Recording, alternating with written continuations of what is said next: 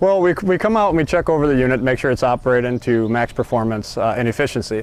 We're going to check the outdoor coil and make sure it's clean. It's very important that the outdoor coil is clean. The less air that's getting through the coil, the less efficient it's going to be.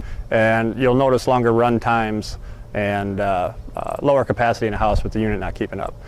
Before we clean the coil or inspect any of the electrical components outside, we're going to pull the disconnect to make sure there's no power going to the unit. We're going to check all the electrical components for corrosion, loose wires, burnt terminals. Anything like that can be a safety hazard or lower the efficiency operating of the unit. We're going to put our gauges on, check refrigerant, to make sure the refrigerant levels are within factory specs, so the unit's operating at maximum performance. So once we're done inspecting all the electrical components for safety, we will inspect the line set coming out for the unit. That's the copper lines coming out. There should be insulation on those. A lot of times over years with UV light and the sunlight shining on them, the insulation will deteriorate and you'll have bare copper lines showing. This directly heats up those copper lines when you're trying to cool your house, and it will lower the efficiency of the unit.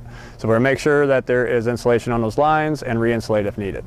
Another thing to inspect is airspace around the unit. It has to have adequate airspace for proper airflow through that unit. So if there is shrubs or any kind of blockage around that unit, it will lower the efficiency and cause your operating costs to be higher. It's also important to check the inside unit. Your air conditioner runs through your furnace and uses your house ductwork just like it does in the heating season. So it's very important that the filter's clean, fan speeds are set correctly, and you got a proper temperature drop across the evaporator coil for proper airflow and coolant. So after a tune-up on your air conditioner or your furnace, it's important to make sure that the date is written down on this tag if you have one in your furnace, so you have a record of when it was done and when the next tune-up or maintenance needs to be scheduled.